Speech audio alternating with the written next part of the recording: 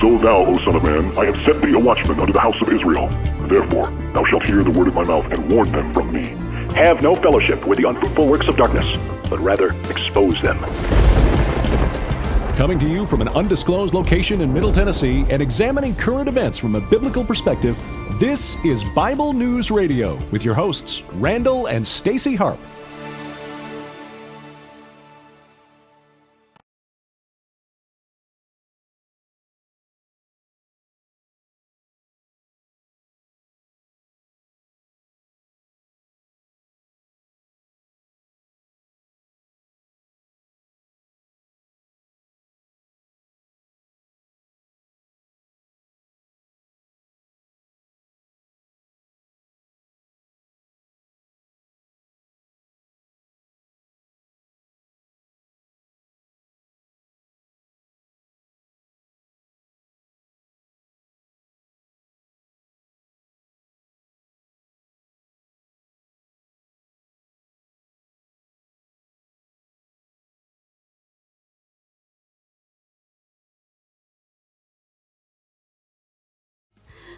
Melanie, can you hear me?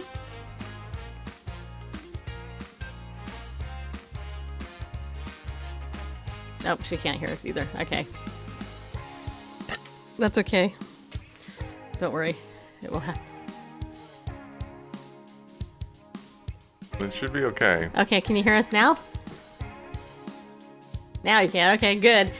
All right, well, good. You missed everything else I said that was so important. So let me say it over again. Hello. I think my first thing was, I'm not Fox News, just so you know.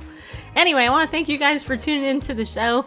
You guys are awesome. You know that? And I have to tell you that, yeah, it's a bright tomorrow, isn't it? I think it's bright today. All right, I'm just going to be honest. I have a headache, just so you know. Okay, good. You guys can hear it? Okay, good. So what we're going to do, you guys, is we're going to talk about some of the news of the day. I'm going to play you an interview I did at NRB, which is very short. And we're going to read you. Read to you. Huh? What? Just okay. Ignore me. Randall's bugging me. Okay, anyway, we're going to read you from the Bible. Because this is Bible News Radio. Oh, by the way, hi everybody coming in. Steven, Catherine, Kathy, Melanie, all you guys on Periscope. I know there's some of you probably on Facebook. But I'm not on Facebook yet, so hold on a minute. Hold on. I was just fulfilling my duties as the grammar police. Oh, you were? Yeah. Oh. A lot of people say it. Say what? They say things like, let me read you whatever. You know, are they like a palm reader, or phrenologist that reads bumps in your head? They're not reading. People say it. Wait, hold on a minute. They say things like, let me read you whatever. See the delay? Wait, hold on. I'm gonna mute you. Thank you. If only a husband can have a remote control to mute his wife. Wouldn't that be awesome? Wouldn't that be a great technological... It'd probably sell really well, but it wouldn't help marriages. You sure? I'm it might. sure. You never know. Anyway. Okay. So I'm careful to say, I will read to you and what it is, or read for you what it is. I'm not going to read the person. Now, if I was, as one of these, like the Dr. Lichter, whatever, and lie to me, then that's reading a person. Let me read you. Yeah. And then anyway, so okay. That's where I was going with that, and I'm terribly sorry, but no, you're not. I am. No, you're not.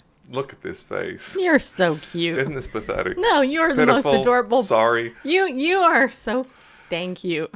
Right, well, thank you. You're pretty good looking yourself, just so you know. Thank you. I actually think so myself. That's good. I do. That's one thing I've never not thought about me. Wow, that's an arrogant thing to say. No, I actually have always liked how I look. All right, so over the weekend, first of all, I want to give a big thank you to all of you who came into our Bible News Radio book sale. This was the very first one I'd ever done. I was so nervous ahead of time, just so you know. I don't think I did it that well, but some of you bought books from us, and I want to say thank you. I will have them mailed tomorrow. I was going to do it today, but I ran other errands, and by the time I got done with those, I had to come back and prep for this, and so I'm, so just wait. Stuff will go in the mail tomorrow, I promise. Okay. And we're going to be offering other books too. So what I'm going to do, because I got so many of them, you guys, in my email, starting tomorrow, I'm going to be highlighting 2 or 3 of them. And, so whoever's in the email, if you want to, get first dibs or whatever, you'll be able to see what some of those are. And then on Saturday, if whatever we mentioned in our email hasn't been taken, what we'll do is we'll do another one of these and then, stuff so we can pay down our tax debt, people. That's the goal. I was at pickleball today, and taxes was a theme, right? Okay, so how many of us love the tax man? Yeah. One of my friends said, you know what? You should lie on your taxes. And I was like, the Bible says we shouldn't do that. Just so you know. Hey, and I just have to say this too, just so you know, that we live in America still. America with a C. We're not communist yet, just so you know. And so despite some of the stuff we like to complain about America, I still think that we have one of the best governments in the world. I do. Yeah, I do. All right. So may God bless you all as you deal with taxes. Okay, so what I want to do first, before we get into anything, I actually want to read this first, and then I'm going to read the scripture, and then we're going to do the interview, and we'll figure this all out as we go along. I'm going to read this over, and Randall, you don't have to bring this up, because I just want to read it. This is over on the Jerusalem Post website, and this is letters to the editor of the Jerusalem Post, and there's Sylvia Sue Lynn. Hello. Okay. All right. So it says here, Messianic Jews. I want you to hear this. Okay. This is interesting. Messianic Jews, because this is the 70th birthday of Israel. It's actually technically in a couple days. May 14th, I think, is actually the actual birthday. But it's this week. Israel is celebrating her 70th birthday. So this shows up in the Jerusalem Post. It says, Messianic Jews. That's the topic. Yet again, I am extremely distressed that you publish yet another reader's letter in support of the group that calls itself Messianic Jews. And then they put in parentheses, he hears them knocking April 15th. I believe that the term constitutes a fraud and a deception. The fact that some are Jewish by birth is not relevant here.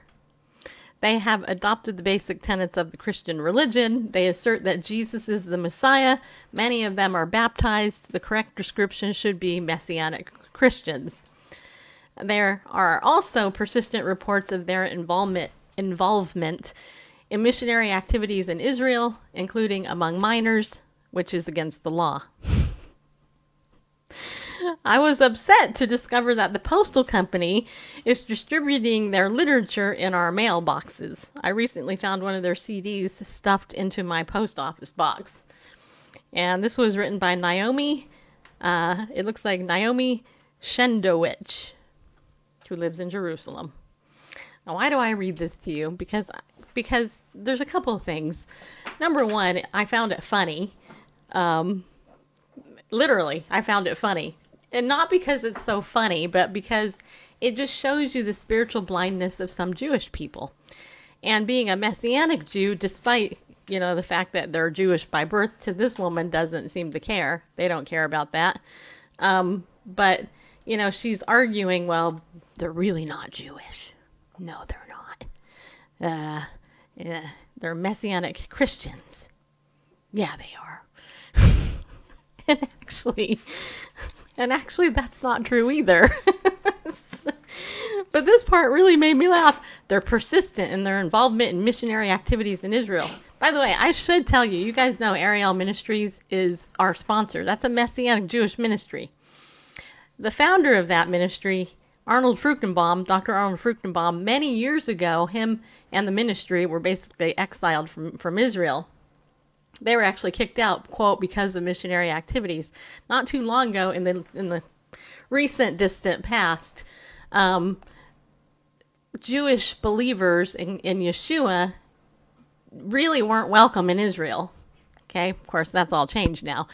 But what I can tell you is it's kind of funny to me because as a Christian, whether you're Messianic or not, our job is to share the gospel. And the devil don't like it when anybody shares the gospel, just so you know. But I think it's interesting that this lady writes, including among minors, which is against the law. So she doesn't like the fact that that Yeshua is being taught to Jewish people there in Israel. And then she was also upset that she was getting stuff in the postal company, as she calls it, is distributing their literature in their mailboxes. I'm gonna assume that whoever mailed this stuff paid for postage and sent it to her. But here's the other part that's kind of funny if you think about it. Her name is Naomi. You know, just saying, her name's Naomi, you know, which is a Jewish name because she's Jewish. Which means pleasant, by the way. I know. But in the Bible, Naomi and Ruth, Naomi, her name was actually turned to Mara. She said, don't call me Naomi, call me Mara. Which means bitter. Right. Because she had lost her sons and, you know, her yeah. husband. I get that. But anyway, so I want you all to write down this name. Naomi Shenendowich. That's Naomi, Naomi. And then last name is Schendowich. Maybe I'll put it in my email tomorrow. And pray for her. Because you know what? The Lord's after this one. She wants, you know, of course, God doesn't desire anybody to perish. But who knows? Maybe she'll watch that CD that she got sent. Maybe she'll go, oh, he is the Messiah. That would be so cool, wouldn't it? I think that'd be totally cool.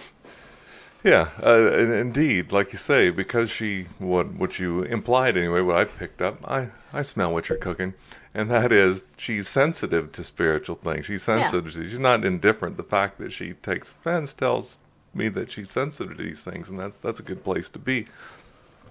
You know, as we were talking about on Daily Disciples last night, about some of the things that are written about Yeshua in rabbinic literature and in Mishnah and Talmud, about him practicing sorcery, etc., things like that. There's some very unfavorable things that if one is grown up in an Orthodox Jewish tradition, well, let's say a rabbinic Jewish tradition, they would be really turned off to just, you know, their idea is Yeshua was someone who came along who was into sorcery and idolatry and, you know, just, you know, stay away from that guy. And so, you know, some of their kindred, according to the flesh, as the Apostle Paul would say, are turning to Messiah. You know, I could see where she found offensive. But, yeah, let's pray that she discovers who he really is and not what rabbis through the centuries have said about him. But... Well, here's the interesting thing. If you got my email today, I linked in there an interview that Pat Boone did with Pat Robertson on the 700 Club. Because Pat Boone has been a friend of Benjamin Netanyahu for many, many decades. Okay, I mean, Pat Boone's super old anyway. You light up my... No, just kidding. That's Debbie. Anyway, Pat, long story short, was sharing that he had a meeting with Benjamin Netanyahu not too long ago. And to all of our knowledges, is that right? Well, anyway. I don't know. To all of our knowledges, if it's not, it's Monday, just bear with me. Anyway, Benjamin Netanyahu has not openly professed being a follower of Yeshua. However, he is very, very open to Christians there in Israel because, you know, Christians are the best friends of Israel, just so you know. Anyway, long story short, Pat was saying that rabbi that was 100 and whatever it was years old who died, and he said he knew who the Messiah was. He left the note. He knew the name of the Messiah. This guy was revered big time in Israel. I think he was 106 or something like that. And anyway, that rabbi said, don't open this for a year and wait for a year until after I'm dead. And yeah, I know he would. and then open it up. So they waited a year, and the rabbis there, they went ahead, they opened up what he had to say, and he said his name is Yeshua. Benjamin Netanyahu, according to Pat Boone, did not know this. He hadn't heard this. But the comments are making me laugh. But now Benjamin Netanyahu does know this, that's the name that this highly esteemed rabbi who basically said who he knew who the Messiah was. Anyway, so with that said, just so you know, I did not cheat on my taxes. If anything, me and Randall don't take everything that we should be, because we're knuckleheads. But hopefully we'll change that in the future. Anyway. Well, I don't know. It was. What are you saying? If there's some doubt, is this deductible or not? Like, can I go to Chick-fil-A on my business card and say, if I talk about Bible News Radio, it's a business lunch, can I claim that? I say yes. Randall says no. Of course, I don't go to Chick-fil-A, but we'll talk about that in a little bit. All right. I want to read Psalm 145. This is a psalm of praise of David. In part, here's why. Because, you know what? It's so easy to look at the news and go, oh, this is awful. You know what? And if you go over the Christian Post and you think that's what Christianity is all about, then you're going to be one depressed person. So anyway, let's say this psalm. Okay, this is Psalm 145, a psalm of praise of David, who was the king of Israel at one point. He says, I will extol you, my God, O King, and I will bless your name forever and ever. Every day I will bless you, and I will praise your name forever and ever. Great is the Lord, and highly to be praised, and his greatness is unsearchable. Yeah, it is. One generation shall praise your works to another, and shall declare your mighty acts. On the glorious splendor of your majesty, and on your wonderful works I will meditate. Yeah, we will. Men shall speak of the power of your awesome acts, and I will tell of your greatness. They shall eagerly utter the memory of your abundant goodness, and will shout joyfully of your righteousness. The Lord is gracious and merciful, slow to anger, and great in loving kindness. The Lord is good to all. Yeah, he is. His mercies are over all his works. All your works shall give thanks to you, O Lord, and your godly ones shall bless you. They shall speak of the glory of your kingdom and talk of your power, to make known to the sons of men your mighty acts and the glory of the majesty of your kingdom. Your kingdom is an everlasting kingdom, and your dominion endures throughout all generations. The Lord sustains all those who fall and raises up all who are bowed down. The eyes of all look to you, and you give them their food in due time. You open your hand and satisfy the desire of every living thing. The Lord is righteous in all his ways and kind in all his deeds. The Lord is near to all who call upon him, and to all who call upon him in truth. He will fulfill the desire of those who fear him. He will also hear their cry and will save them. The Lord keeps all who love him, but all the wicked he will destroy. Yeah, he will. My mouth will speak the praise of the Lord, and all flesh will bless his holy name forever and ever. Can I get an amen? I bet you they said amen when David said that. Just so you know. All right, so I just wanted to share that with you because, this is Bible News Radio, so I thought I'd throw Bible verses in there at Psalm 145. And it's really good to meditate on that just for a while if you're feeling like life is kind of weird and you lost your perspective a little bit. Okay, so what was the story we're leading with? Let's see here. I don't remember how. Chick-fil-A is the first one. Okay, so I actually saw this story. A couple of my friends tweeted this out, and so I thought, there's some amens. Good. Okay. I thought we should talk about this because Chick-fil-A has been under attack, just like Hobby Lobby and other Christian-owned companies, because they're Christians. I mean, let's just say it that way. Mike Huckabee, a couple years back did Chick-fil-A Appreciation Day, and to the chagrin of the liberal media,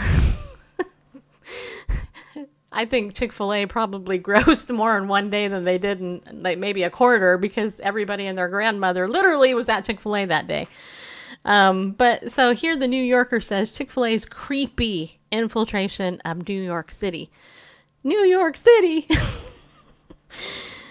Listen to this. Okay. It says, during a recent lunch hour, I was alone on the rooftop of the largest Chick-fil-A in the world. The restaurant on Fulton Street is the company's 4th in Manhattan, and it opened last month to the kind of slick, corporate-friendly fanfare that can only greet new chain location. The first 100 customers had participated in a scavenger hunt around the financial district. At an award ceremony, the management honored them with a year's supply of free chicken sandwiches and waffle fries. There were no such prizes on offer when I visited, but from the 5th floor terrace on the top floor of the restaurant, which is 12,000 square feet, I could see that the line to get inside stretched almost to the end of the block.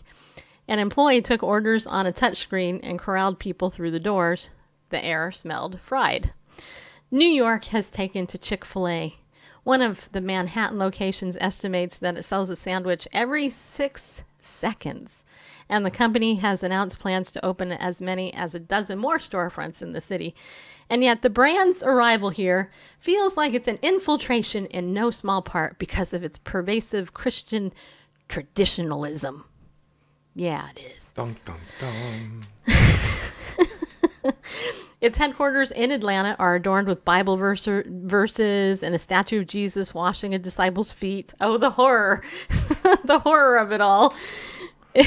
Its stores close on Sundays. Its CEO, Dan Cathy, which they spelled wrong in the article. I think there's an E in his last name, but I'm not sure. I don't believe so. Really? Okay, Yeah. Anyway.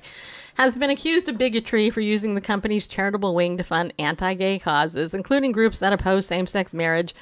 We're inviting God's judgment on our nation, he once said, when we shake our fist at him and say, we know better than you as to what constitutes a marriage. The company has since reaffirmed its intention to treat every person with honor, dignity, and respect, but it has quietly continued to donate to anti-LGBT groups. Shh, be very, very quiet. Just kidding. When the first standalone New York location opened in 2015, a throng of protesters appeared. I remember. When a location opened in a Queens mall in 2016, Mayor Bill de Palacio proposed a boycott. No such controversy greeted the opening of this newest outpost, probably because they were afraid Chick-fil-A would make more money. Yeah. Chick-fil-A's success here is a marketing coup. Yeah, it is. Its expansion raises questions about what we expect from our fast food and to what extent a corporation can join a community. I know, it's popular because it's delicious. If it was awful, they would be out of business. That's exactly right, Admiral.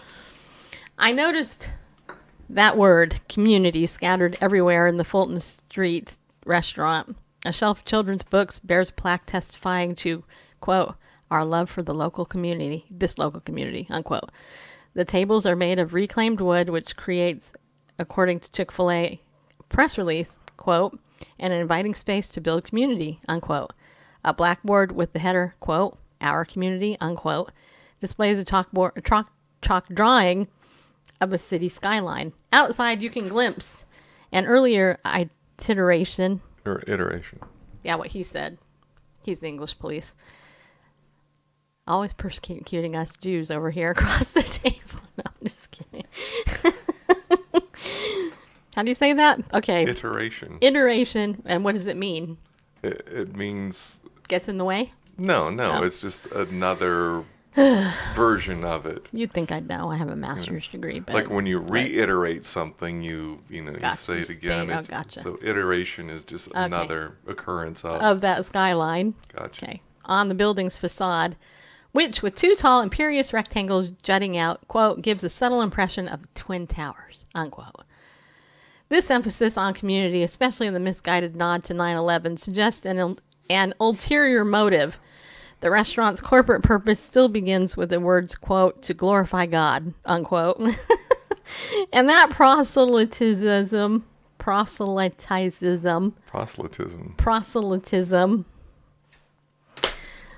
thrums below the surface of the Fulton Street restaurant, which has the Airsats. Boy, this person's really educated who wrote this. He's got a long last name, of course. He's Homespun ambience of a megachurch. David Farmer, Chick-fil-A's vice president of restaurant experience, told BuzzFeed that he strives for a pit crew efficiency, but where you feel like you just got hugged in the process. That contradiction, industrial but claustral, is at the heart of the new restaurant and of Chick-fil-A's entire brand. Nowhere is this clearer than in the cows. It's impossible to overstate the role of the cows. In official communiques, they always take a capital C. They're displayed in framed portraits throughout the Fulton Street location. If the restaurant is a megachurch, the cows are its ultimate evangelists. Since their introduction in the mid-90s, when they began advising Atlanta motorists to eat more chicken, they've remained one of the most popular, most morbid advertising campaigns in fast food history. Crucial to Chick-fil-A's corporate culture. S. Truett Cathy, the chain's founder, and Dan Cathy's late father, saw them as a tool to spread the gospel of chicken. In his Christian bookstore, or his Christian business book, Eat More Chicken, Inspire More People, from 2002, he recalls crashing a child's party at Chick-fil-A in Hampton, Georgia, brandishing a plush cow toy before the birthday girl. He asked her, "What do cows say?" She looked at me puzzled. Remember, she was barely 3. "What do cows say?" I repeated. "Moo," she replied. Or it's probably like, "moo," or something. Anyway, everyone laughed at her pretty good answer, and I gave her a cow and a hug and whispered the real answer to her. When I returned to her mother and asked, "What do cows say?" "Eat more chicken." Eat more chicken, her mother cried. Then one by one, each person quoted the cows and laughed. This is funny. Okay, Cathy died a billionaire in 2014, but the Eat More Chicken mantra has survived. Though the cows have never bothered to improve their spelling, franchises still hold an annual Cow Appreciation Day, offering free food to anyone dressed as a cow. Employees dance around in cow suits. The company's advertising manager doubles as its cow czar. The cows have their own calendar. This year's theme is Steers of Yesteryear. That's funny. They've been inducted into the Madison Avenue Walk of Fame, and their Facebook following is approaching 7 figures. Stan Richards, who heads the ad agency that created the cows, the Richard Group, likened them to a guerrilla insurgency in his book, The Peaceable Kingdom. One consumer wrote to tell us the campaign was so effective that every time he sees a field of cows, he thinks of chicken. We co-opted an entire species. That is good marketing. Yeah, it is. This is a long article. I got 3 more paragraphs, so I'm going to read it. It's worth asking why Americans fell in love with an ad in which one farm animal begs us to kill another in its place. Most restaurants take pains to distance themselves from the brutalities of the slaughterhouse. Chick-fil-A invites us to go along with the cows. Schadenfreude? Schadenfreude. Okay. Or Schadenfreude, if you want to get a little more German. In the portraits at the Fulton Street restaurant, the cows visit various New York landmarks. They're in Central Park, where Eat More Chicken has been mowed into the lawn. They're glimpsing the Manhattan Bridge from Dumbo, where they've modified a stop sign, "Stop Eating Burgers." They're on the subway, where the advertisements, you get the picture. The joke is that cows are out of place in New York, and winking acknowledgement that Chick-fil-A, too, does not quite belong here. Its arrival in the city augurs, did I say that right? Yes. Worse than a load of manure on the F train. According to a report by the Center for the Urban Future, the number of chain restaurants in New York has doubled since 2008, crowding out diners and greasy spoons for whom the rent is too dear. Chick-fil-A, meanwhile, is set to become the 3rd largest fast food chain in the nation, behind only McDonald's and Starbucks. No matter how well such restaurants integrate into the, quote, community, unquote, they still venerate a deadening uniformity. Homogeneous food is comfort food, and chains know that their primary appeal is palliative.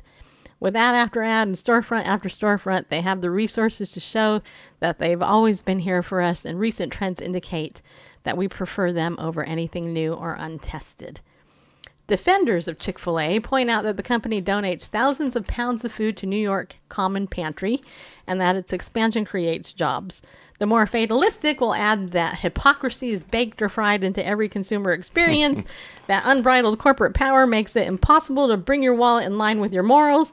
Still, there's something especially distasteful about Chick-fil-A, which has sought a portrait sought to portray itself as better than other fast food, cleaner, gentler, and more ethical, with its poultry slightly healthier than the mystery meat of burgers.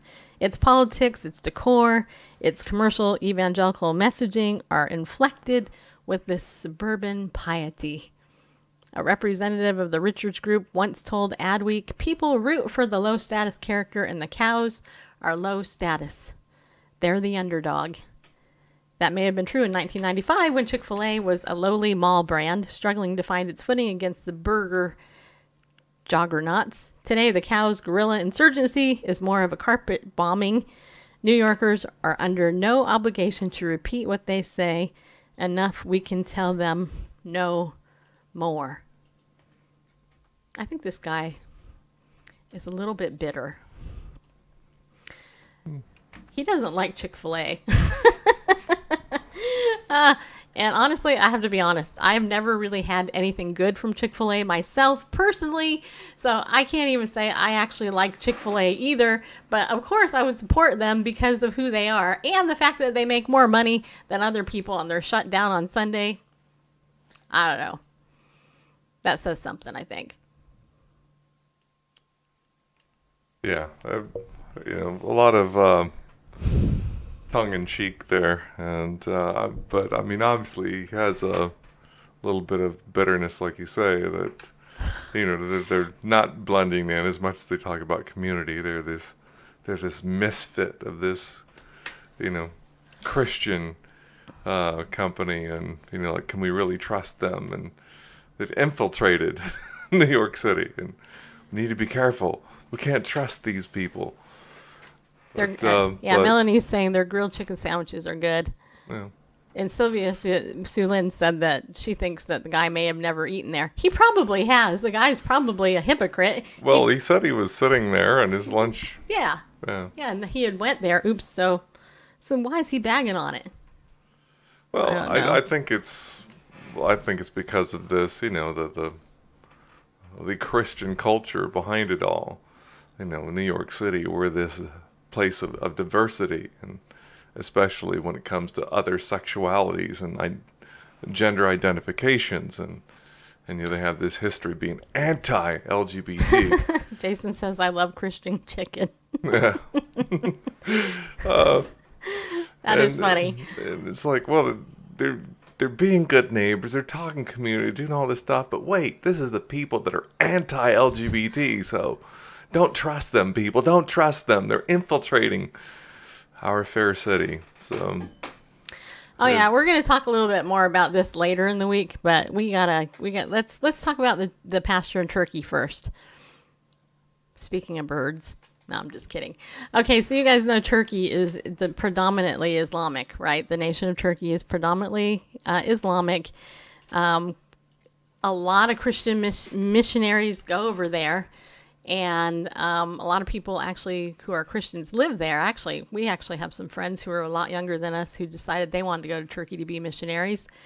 Of course, is it all 7? I have to look them up, but I think all 7 of the churches in Revelation, the letter to the churches, all of them were then in what is now modern day Turkey. Yeah.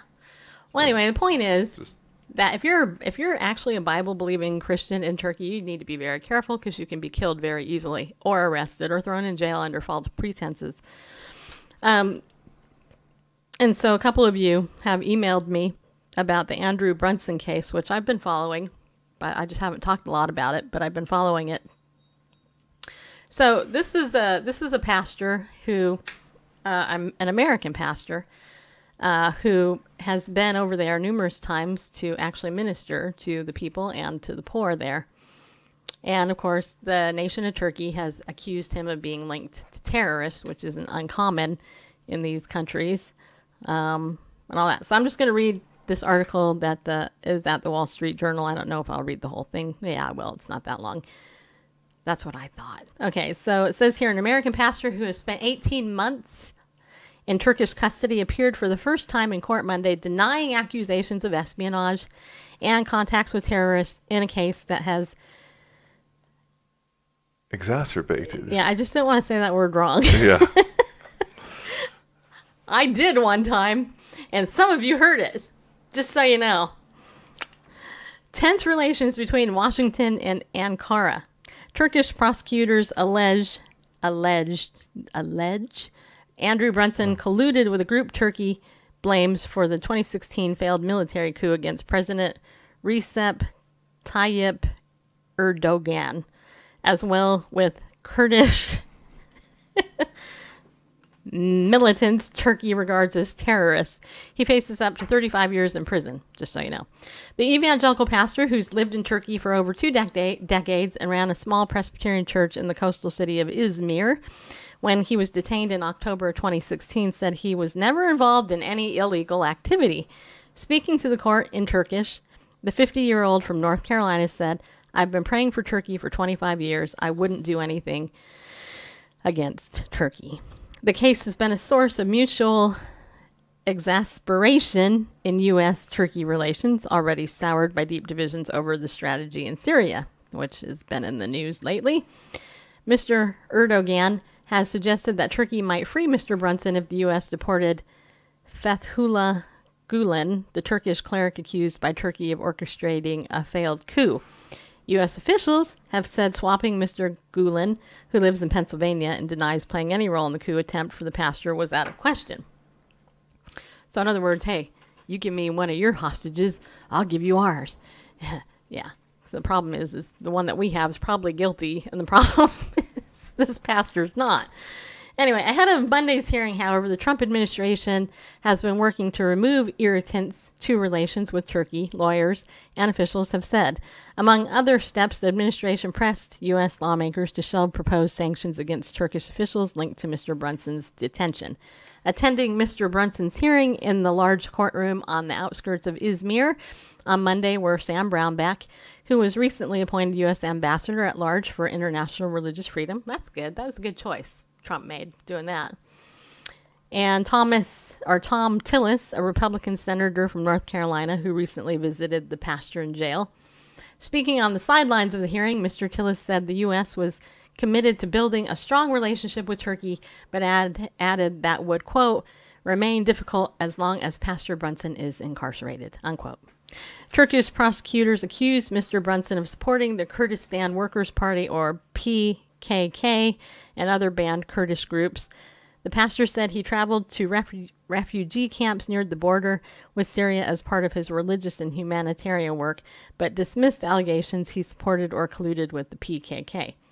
I've always supported Turkey's territorial integrity, and PKK's violence is against my belief, Mr. Brunson said in his 5-hour defense statement. 5 hours! Can you believe that? Wow. During which he at times appeared overwhelmed by emotion and wept.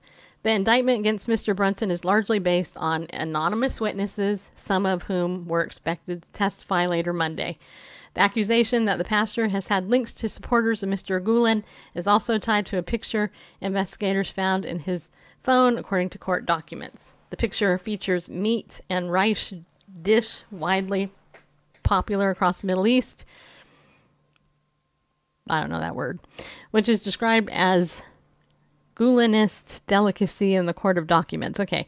Mr. Brunson said his daughter had sent him the picture, but added he didn't know the dish's name at the time or its alleged connection to the Gulenists. I learned of the dish in the indictment file. Okay, he's guilty by reason of a picture of food on his phone, a popular dish across the Middle East that's somehow tied to this insurrectionist. And it's like if you named some, I don't know, a particular type of taco, if it was named for, I don't know, some terrorist, or I don't know, I can't, the Bin Laden taco, I don't know. Bottom line is and then if you had a picture of it, well, you're, that's implicit support. Yeah. For the rebel by having a picture of the food that's identified with him. Well, the problem is that this is Turkey. Yeah. Where they persecute Christians, and where, basically that's what they're doing here. I mean, where effectively, even though there's a lot of Western influence, a lot of it comes to proving your innocence, rather than the prosecution having to prove your guilt. By the way, I should say hi to Mia and Marty and JM, who just came in. Jason, did I say hi to you? Latanya, Dory, Happy Smile. It looks like there's some sex bots in here. Yeah, the sex bots like Bible News Radio. Yeah, they do. Okay. Anyway, we need to keep praying for the pastor here and all over. And I will tell you this, the case of Asia Bibi, she's been in jail since 2009, I think. And her case was very similar to this, except I think she's in Pakistan. They planted witnesses, they did all this stuff, and then the witnesses recanted, even on video, and all this other stuff, and it's like, oh my gosh. And yet Asia Bibi's still in prison. So, I mean, they can do what they want, you know? And just so you know, I don't know why is anybody on Facebook? Facebook looks frozen to me. Anyway. All right, so we mentioned earlier that we're going to play a interview that we did from NRB, the National Religious Broadcasters Convention that we went to a couple months ago. I guess it's been a couple months. So who are we playing today, Bareface? Today it's Amanda Wilton, who's a representative from Samaritan Ministries. Not Samaritan's Purse, but... yeah. So Amanda joined... She was like one of my first interviews. We were standing out in the hall. Yeah, she was the third interview. Mm-hmm. Yeah. The bot is saying, needs Jesus too, ? Block. There we go. All right. So, yeah, why don't we go ahead and play this interview? That way I can let Amanda know that we aired it. And you guys can learn about an opportunity for your health care. You know, if you have the money to be able to pay for it, just so you know. Pretty reasonable. Here it is. Amanda Wilton is our guest today, just in case you didn't know that, from Samaritan Ministries. I just didn't want to mess that up, because there's more than one different name with Samaritan in it, and it's not the other one, right? So welcome to Bible News Radio. I'm glad that you're here. Hello, Stacey. Nice to see you. Nice to see you, too. I love your outfit. It's beautiful. Thank you. It's very cool. Yeah, that's a beautiful necklace, too. Yeah, I got decked out for you. Wow, thank you. Well, okay, so tell us, you're here at National Religious Broadcasters 2018, Proclaim 18. Tell me about what Samaritan Ministries does. So Samaritan Ministries gives Christians, believers in Jesus, an opportunity to come together in community and love on one another when there's a medical need. And we do that by sending one another financial gifts that you use to pay off your medical bills. And also we're going to be praying for one another. That's the most important part, right? The Lord is the healer. So we lift one another up, and then our community of Christians is sending cards and notes of encouragement that whole time. Okay, so how does that work? Because I know with Obamacare, or as I call it, Abomination Care, how does that like go against it? Yeah. So good question. So thank you. Number one, all by myself. We're not insurance, and so the awesome part about that is when the Affordable Care Act was being decided upon, passed, the Lord had His hand on us, and there was an exemption provided for qualified healthcare sharing ministries, which we are one. And so even though our members don't have health insurance, they don't receive any type of penalty. Oh, cool. Okay, so how does it work? Right, say, because like me and Randall don't have, we would probably be good candidates for you guys, because we don't have insurance. Yeah. Okay. We can't so for you and Randall, if you were to become members, you would be sending $440 directly to another member on a monthly basis. And now is that per person, or is it like $200 a person or $400 a family? So for an individual, well, we just launched back in October a new sharing level. So actually individuals can start sharing at as low as $100 a month. Okay. Is that based on income level? Not based on income level. It's based on your age and the size of your household. For our basic level. Our classic level, which is what we've been sharing for 23 years at, For an individual, it's $220. For a couple, it's $440. And then for a family of 3 or more people, it's just $495. Okay. So actually, that's very good. When you said size of household, I was thinking, in my mind, 3-bedroom, Yeah. 5-bedroom. yeah, I couldn't help it. It just happened. Just so you know. 1,200 square feet. No, we don't ask any of those types of questions. Right. But okay, so and is there anybody that may not qualify? Because like I'm almost 50. I know I don't look it, but Good skin, you moisturize. got plenty of fat there. Anyway, no, so I've had some good it actually helps with collagen. Take collagen? Collagen's not bad for you. And it makes your hair look good and your nails better. Fashion tips here on Bible News Radio as well. Stick with us. That's right.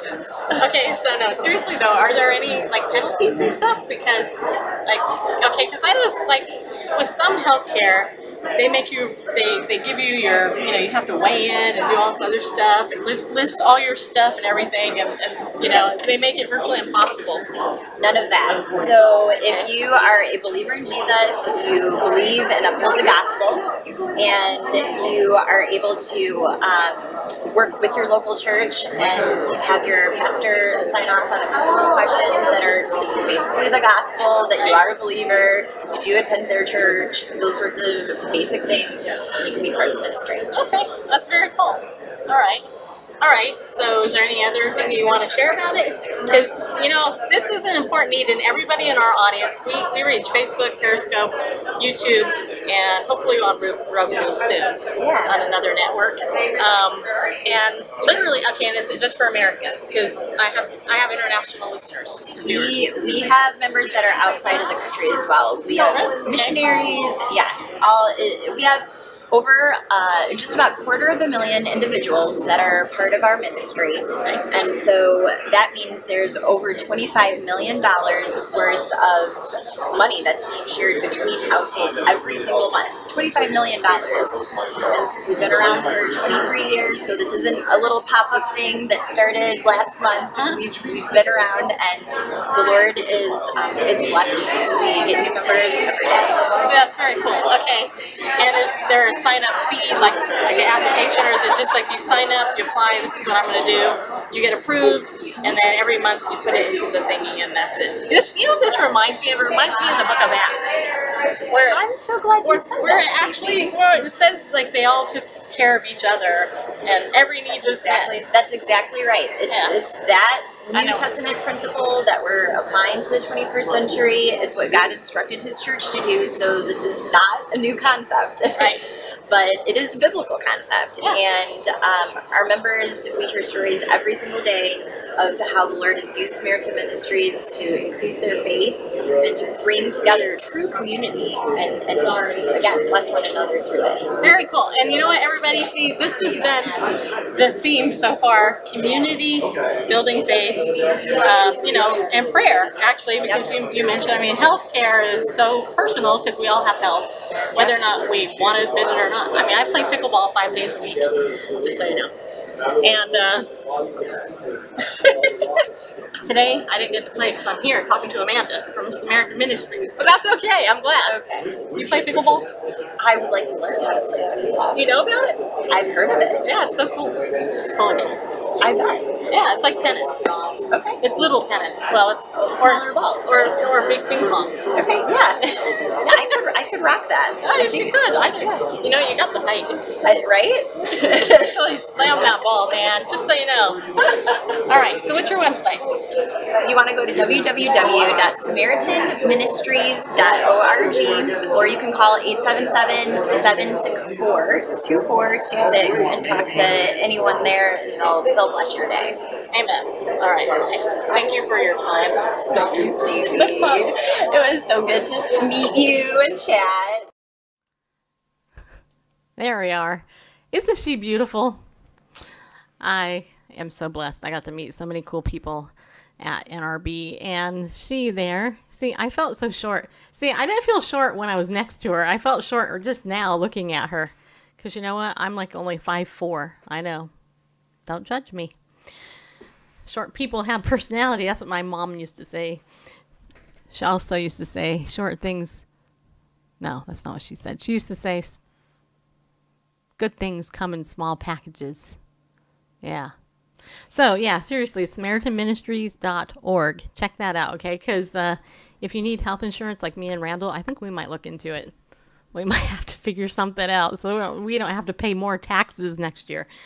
All right. So, speaking of that, I would say if you have not yet got your free Bible study teaching from Ariel this month on the resurrection of the Messiah, it's over on our website, BibleNewsRadio.com. There we go. Just so you know, I said it right. Yeah, if you go over there to our resources page, go there, click on the PDF that says the resurrection of the Messiah. It will download. Actually, I don't know how many people have downloaded it, but if you haven't gotten it, it's free. Okay, please download that. You'll get it. You'll learn some great stuff there. Also, Bullhorn. What? I was going to say you don't get your name on an email list, anything like that. Just button to No, download but we it want correctly. you on our email list because, you know, you never know. Weird things can happen. And you know what? It's just good having you on my email list. That way I can email you every day. Okay, so also Bullhorn, the app, Bullhorn mobile app. We are putting stuff up on that every single day. We are putting up, well, I didn't put up anything on Sunday. I thought I'd take a day off. But I'm doing a daily act of kindness. I'm doing a daily question. And I am going to be putting up another one after the show about what was on our show today. I just didn't get time to do it beforehand. And I'm going to be contacting them to kind of the follow up, see kind of where they're at with potentially sponsoring our show. I haven't heard back on that. They said they were, but then haven't heard anything. So we'll see. Well, in good faith, we're continuing to promote the app for them, though. So, and I actually like the app. You know, it's a cool little app. And they're actually improving it, so they're doing what we want. It's just a matter of getting people over there. Also on our website, too, if you want to become a pillar of our community, you can do that. If you go to the front page, I think there's a place where it says pillars. Yeah, it says there, right? No, it doesn't. Where does it say that on our website? Doesn't it actually say the word pillars? I guess it says give. Yes. Okay, so if you go to the give tab, then you can become a pillar of our community. Yeah, those are people who donate to us. And we appreciate it, trust me. Anyway, all the information is on there. You guys can do that. And Lord willing, soon, Lord willing, we will become a nonprofit. Just had a very generous offer right before the show to take care of that for us. So once that gets in play, then your donations will be tax deductible. So that'll be good for everybody. It'll be good for you. It'll be good for us. And, you know, if we get nonprofit status, I know it takes like 6 months or something for the paperwork to go through. What I can tell you is that we will also be able to apply for grants and things like that, which will actually definitely help us if we're given them. And then we can do a whole bunch of other stuff with that. So just pray to that end, because there's nothing more I would like than for all you guys who already donate to us and don't get a tax break to actually get one. That would be super cool. All right. So we'll see. All right. What else was I going to tell you? Oh, yeah. Ariel Ministries. I already mentioned them earlier, but don't forget, you can always go to ariel.org. Save 20% when you use the coupon code Bible News on anything in the store. And we're talking about the Maps book. I think they want me to talk about something different, but they didn't give it to me. Not yet. So you can go buy anything you want there. Okay? Because as long as you keep supporting them, they'll keep supporting us. And, you know, they're good people. Arnold and Marianne Fruchtenbaum. You know, you talk about a ministry that has literally touched the world and changed thousands of lives, including mine. Ariel Ministries is kind of like, you know, you get big ministries like Jews for Jesus. Jews for Jesus is massively big. Chosen People Ministries, massively big. Ariel Ministries, I think they bring in maybe $1 million a year, if that.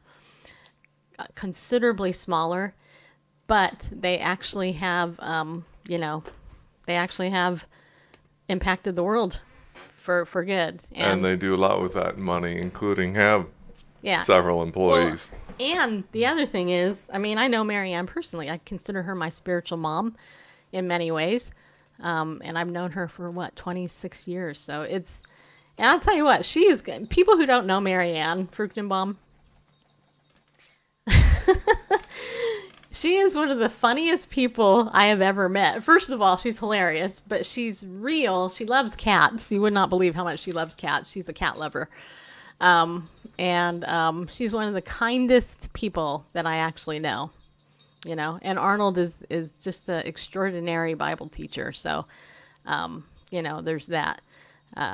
So yeah, it's, I'm really, I don't even understand sometimes the stuff that God does, but he does it. Actually, to be honest, I don't understand most of the time what God does. I'm like, here I am, Lord, send me somewhere. Yeah, anyway. All right, speaking of that, what do we got, about 5 minutes left? Yeah. Give or take? Give or take.